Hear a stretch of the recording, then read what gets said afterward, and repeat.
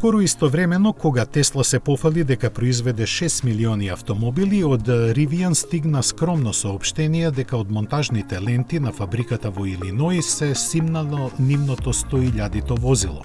За разлика од другите, компанијата за која добрите познавачи ќе кажат дека е единствен вистински предизвикувач на Тесла, со текот на годините мудро балансираше меѓу можностите и желбите, не предизвикувајќи си ја судбината со нереални проценки.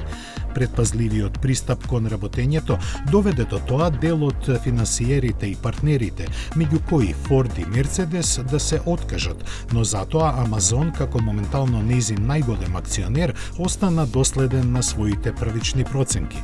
Долгорочната перспектива на Rivian почива на умерениот раст и добро испроектираните производи, кои сега ги има 3: пикап, кросовер и доставно комби возило направено според спецификации на Амазон. Во моментов производството е паузирано заради унапредување на машинскиот парк на фабриката, а се градат и нови погони во сојузната американска држава Џорџија, во кои ќе се инвестираат $5 милиарди. Со нив Rivian ќе има капацитет за производство на 600.000 возила годишно. Покрај сегашните модели се развиваат уште два помали кросовери кои ветуваат многу.